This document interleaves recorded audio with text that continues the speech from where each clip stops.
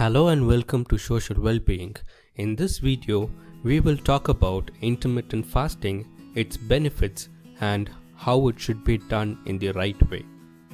So let's get started. Intermittent fasting has become a hugely popular approach to lose weight and stay fit.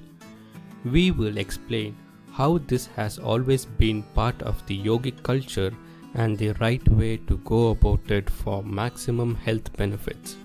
Fasting on auspicious days has existed in India since time immemorial, but many believe that it is unscientific and illogical.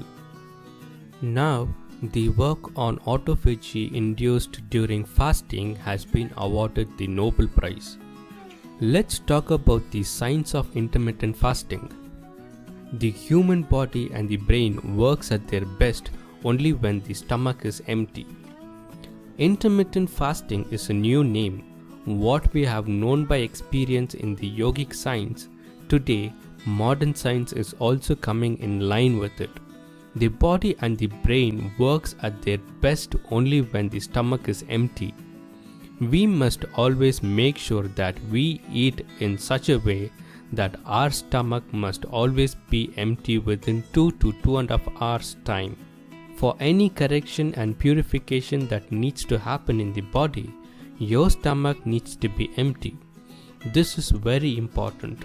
Otherwise, the purification on the cellular level will not happen. It will pile up things and then one will get all kinds of problems. The first thing is that the inertia in the body will increase. There are many levels of inertia, but one thing you can notice is sleep. The amount of sleep that you need is inertia. Essentially, fasting cleanses our body of toxins and forces cells into processes that are not usually stimulated when a steady stream of fuel from food is always present.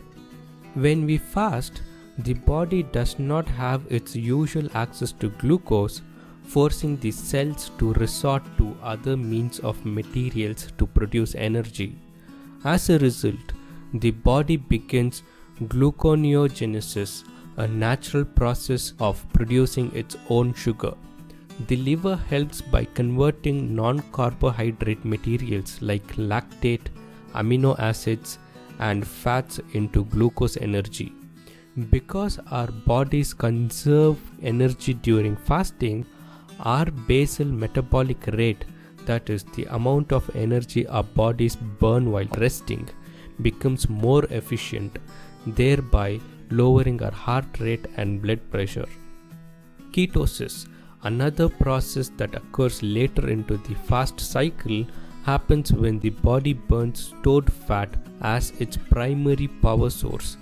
This is the ideal mode for weight loss and balancing blood sugar levels. Fasting puts the body under mild stress, which makes our cells adapt by enhancing their ability to cope. In other words, they become strong. This process is similar to what happens when we stress our muscles and cardiovascular system during exercise. As we exercise, our body can only grow stronger during these processes when there is adequate time to rest and recover. That's why intermittent fasting is recommended. Let's talk about the intermittent fasting plan.